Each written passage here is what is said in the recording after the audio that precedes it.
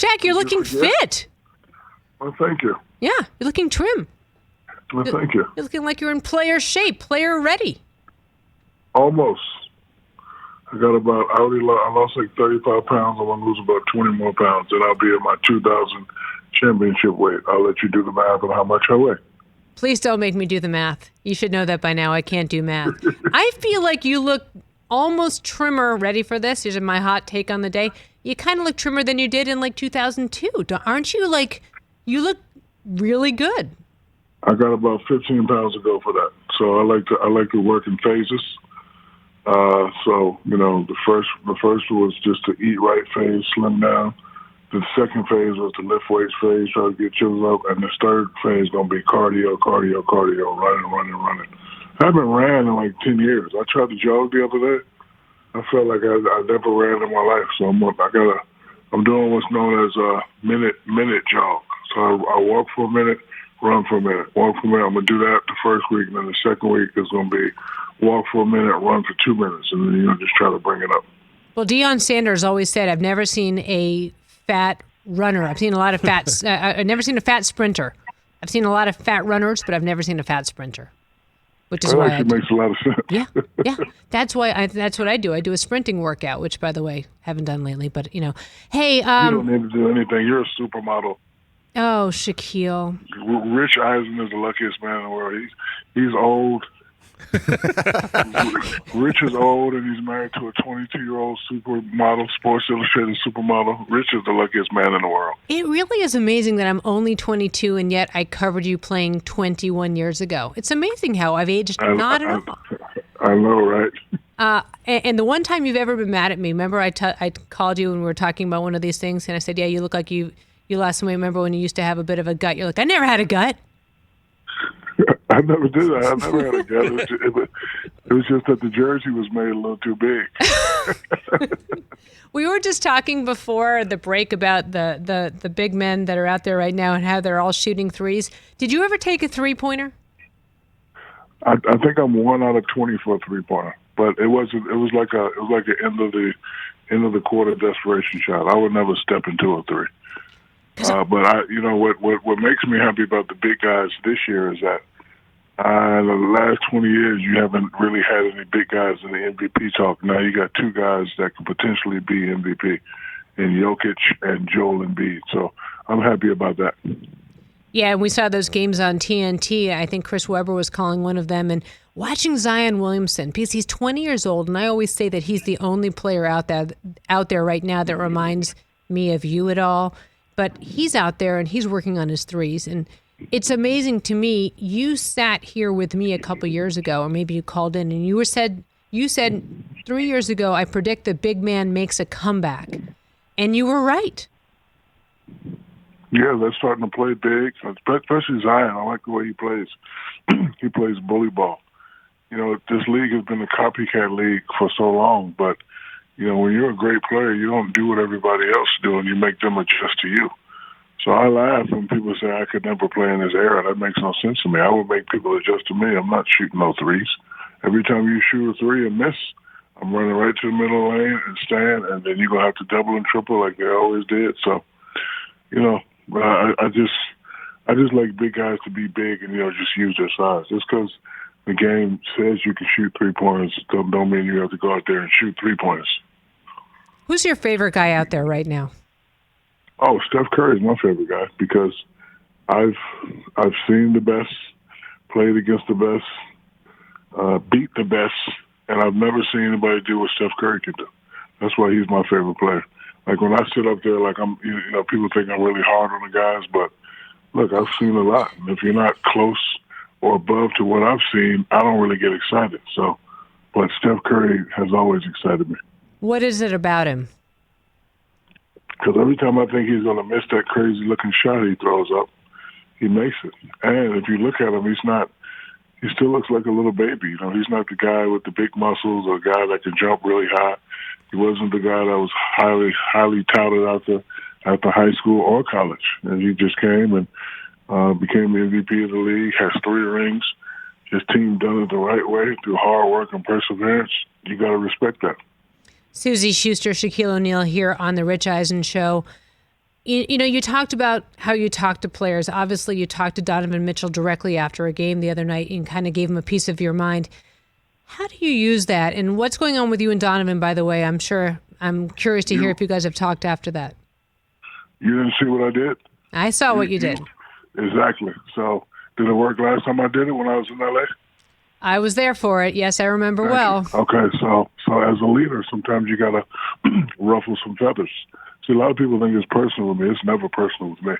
I got too much going on to make it personal. But hey, we're paid to be objective, and it's my opinion that he wasn't at that level, but he's playing at that level now. So you're welcome.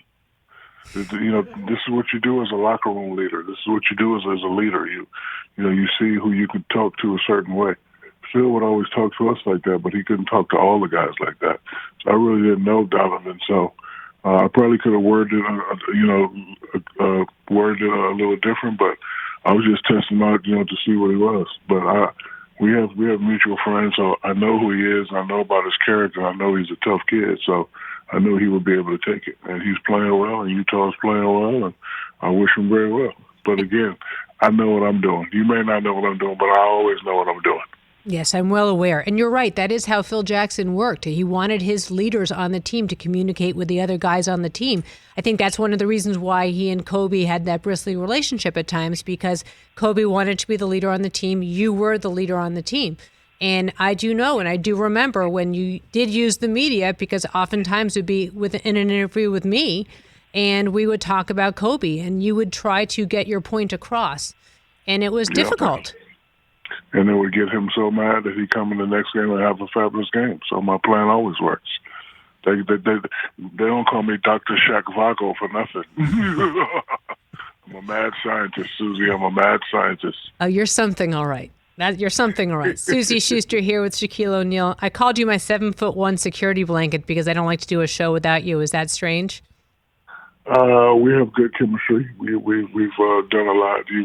You've taught me a lot, and you've been a good friend. Well, thank you. Thanks to Cynthia as well. Hey, I'm curious about all the guys that are out there. If you could pick a couple guys to play with, who would be on your team? Steph Curry, Klay Thompson, Zion Williamson, and LeBron. And LeBron. Yes. It's a strange thing to ask, because people would say, well, why would you ask why? But why? I'm just curious. Okay, because you're going to have to double me. Mm-hmm.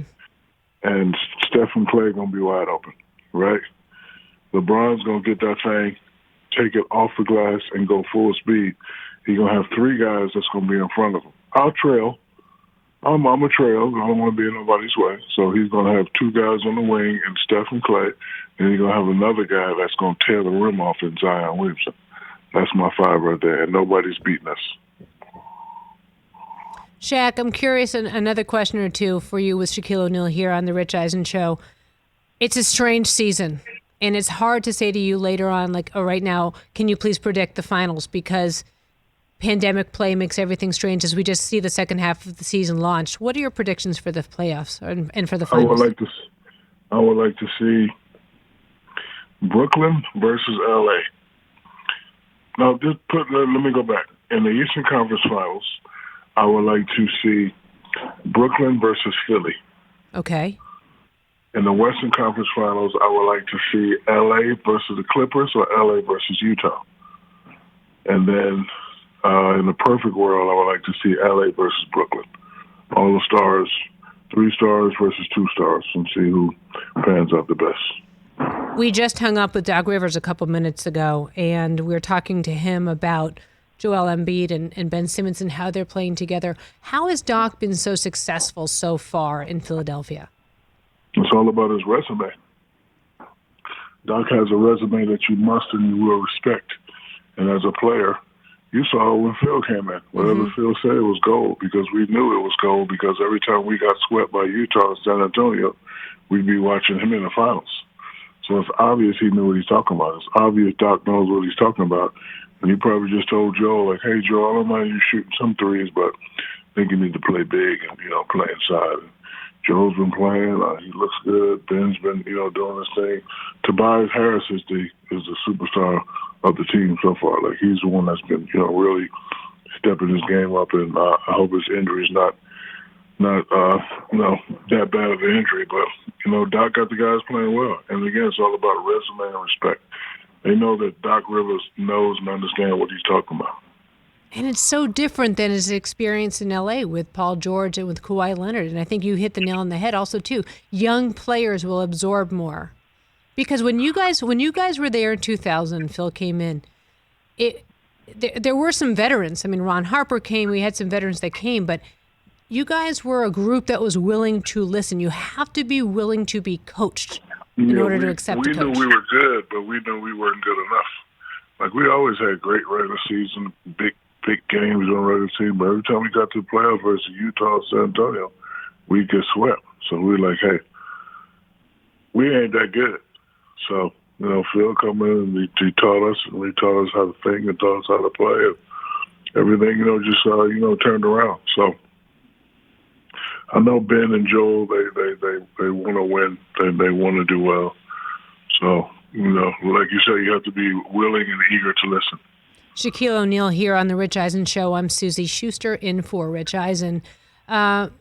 We talked also in the show, and we've talked the last 2 days, Kyrie Irving has led the chorus of players calling for Kobe Bryant to replace Jerry West as the logo. What are your thoughts on that, Shaquille? I mean, look, everybody has his opinion. That's his opinion. Look, I love Mr. West. I love Mr. Kobe. Whatever the powers to be are going to do, they are going to do.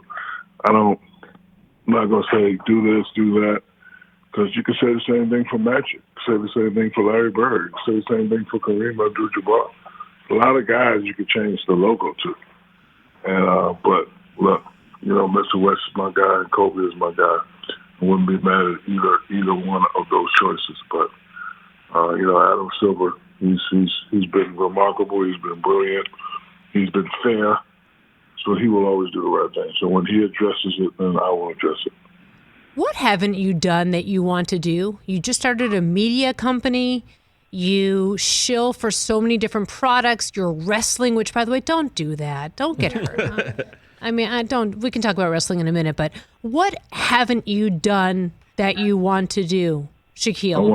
I want to skydive with you and Rich at the same time. Not happening. Not happening. What else do you want to do? That's why not. I'm not jumping out of a plane. First of all, Shaquille, Jews don't jump out of planes. Jews ride in planes. They don't jump out of planes. I'm not allowed to say that, so I'm just glad you said it. I said it. But, yeah. Okay. Let me be the one to say, on behalf of Jews everywhere, we don't jump out of planes because we're not. No, let's all do tandem jumps. We'll have like professionals on top of us to make sure we land safely. There's no chance I'm doing that. Next, what else haven't you done that you want to do? That's probably it. It might be. Actually, you know what? Accommodate. I know he's a fan. The man that wears the Rocket Man suit, contact me. I want to buy one of those rocket suits. You know who I'm talking about? Oh. Have you ever seen him? Yes. Yes. So whoever you are, Mr. Rocket Man, this is Shaquille O'Neal. I need you to contact me. I will keep your identity secret, but I need one of those rocket suits. So contact us at 844-204-RICH if you are Rocket Man and you have that suit. Is that what you're saying? Yes. If you have that suit, contact me.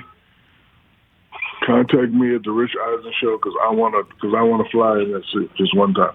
Would it need to be custom made? There's no chance that guy is 7'1", 340. Yeah, but if it lifts him off the ground 100 feet, it could probably take me 10 feet. All you have to do is go to Cabo and have some guy, put a lot of things on your. Nope. No. I want his suit. All right. We'll try to reach out to Rocket Man and see if we can find him. What about wrestling, Shaquille? What are you doing? What's happening? You and Jade Cargill and who's it? Cody Rhodes and a woman who's named Red Velvet. I'm just saying. Well, Cody challenged me. I don't back down from a challenge. He just kept challenging me. I told him no, and he kept challenging me. So now I'm going to have to touch him up on March 3rd. Okay, TNT. wait. On TNT. Shaquille, I challenge you to do a TV show with me. I challenge you. Can I get a TV show with you now? Is that how it works? Yes. I mean, you heard it here first. I mean, I'm challenging you to a television show with me, Shaquille. And you know, we can call it Suzy and the Diesel. Yeah, and you can, and yeah, I think I'd watch it. Hey, Peacock, if you're paying attention, you know, I'm just saying. I think Suzy and the Diesel is the way to put it. If I could just Kazam it to happening, I would Kazam it into happening. And T.J. Jefferson wore his hair up in a Kazam top knot today, just so you know. With all due respect, he wore the top knot for you today. If you, thank you. Yeah, you're welcome. Are you a James Bond guy? Of course, I like all the Bonds. Sean Connery was my favorite, though. Really? Actually, no. I'm gonna go with Roger Moore. No, Roger Moore was nice because he was smooth, right? Yeah, they were very smooth. How do you feel about Idris Elba as the next James Bond? Does that work for you? I would actually like that. I love Idris Elba. He's a fabulous actor. He's a beautiful human being, beautiful man. I always ask my female friends, who's your man crush? And his name always comes up. Because they're not crazy. That's why. Because they're not crazy. He's Is gorgeous. He your man crush? I don't have any man crushes, Shaquille. I'm married to a lovely guy. Good answer. You are so good. That's good, right? Very well. Because I know he's listening there. I don't need a man crush. Quick. I know. Well, I try to keep up with you. They are rebooting Superman. We found that out today. Are you going to put your name in there for Superman? You do have you got the jersey. Not that good. I'm not that good, but if they want me to play one of the villains, I would. And whose name is coming up? Listen, the last guy that played Superman, what's his name? Christopher Reeve? No. Henry Cavill? Henry Cavill. That's his name? Henry Cavill. Yeah. Yes, I met him at the Beverly Hills Hotel, and he grabbed me from the back. He squeezed my shoulder. When I tell you this dude was so strong and so fit, I was like, damn, hey, Superman. He was like, hey, Shaq, how are you? He was a nice fella. I don't mind if he continues to play Superman. Yeah, he's been on the Rich Eisen Show. I'm not going to lie. Rich posted a picture of him standing next to Henry Cavill, and he said, that's Henry Cavill next to the handsome guy. And I was like, what? And I literally thought, is it wrong if I crop my husband out of this picture? That's wrong, right, Shaquille? Yes, that is wrong. That's cold. Shaquille O'Neal, you always come through for me. Thank you so much for calling in. No problem. Tell the lovely children I said hello, and tell your beautiful, awesome husband I said hello. I will indeed. Love you, buddy. That is Shaquille O'Neal. Always comes through. My 7'1" security blanket. Hey, you watched all the way to the end. Thanks for that. Watch more right here.